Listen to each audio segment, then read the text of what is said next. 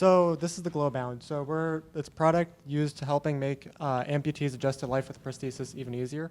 So every year there's a global 1 million limb amputations each year, and of which the U.S. contributes to 185,000 of those amputations, accounting for the total of 2 million Americans living with limb loss throughout the U.S., which is projected to grow up into 3.6 million by the year 2050.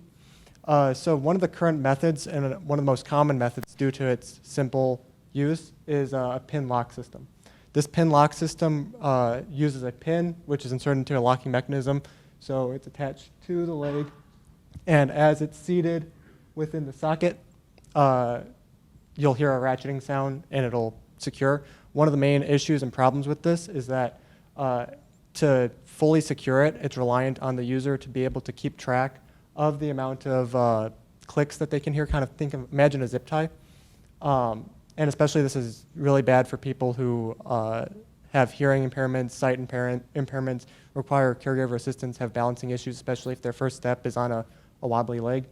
So this is where the product comes in. We use an LED attachment to the socket, which, as you can see, once the pin is inserted fully into the socket, there will be a blue LED or any color, lighting up paired with an audible chime. So this will be useful for any patients who might have those impairments. So whether it be they can't hear so they can see it, or whether it be that they can't see it so they can better hear it when it's fully secure, as well as those that require caregiver assistance, helping them to feel more comfortable attaching the leg to their patient. Thank you.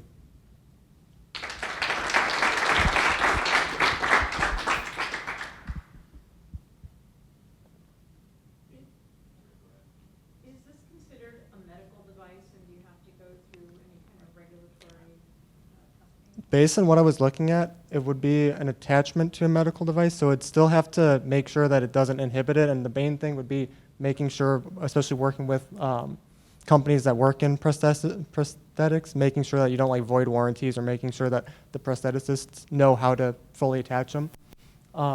So we would have to look into, what's our legal route? What's our route as making sure that we work best for the patients, and making sure that we're not putting them at risk of companies not working with them because of the product that an aftermarket attachment.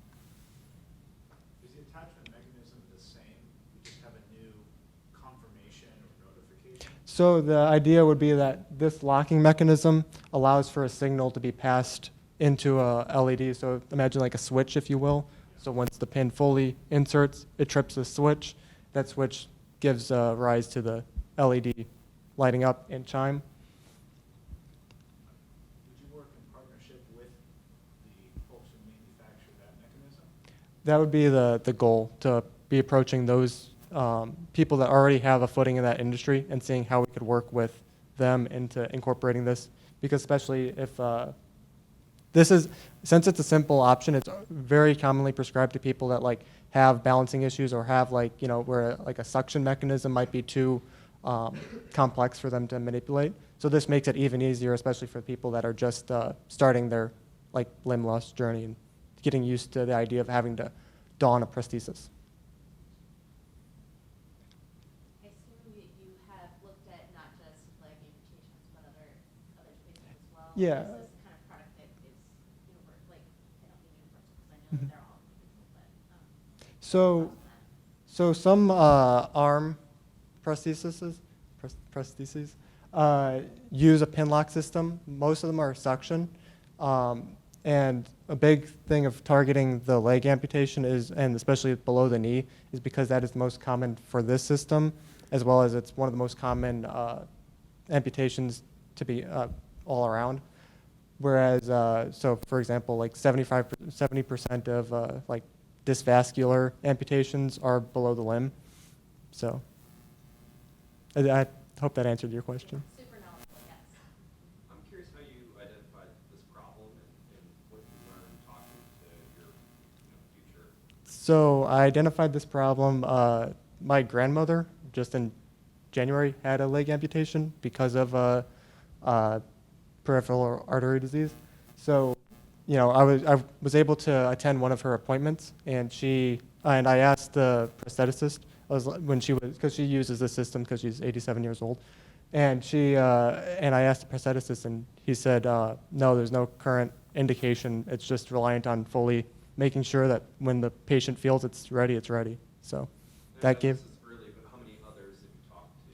How many other amputees have you talked to that express the same pain point? None at the moment, but that's where market discovery and the next step will be taking me. So.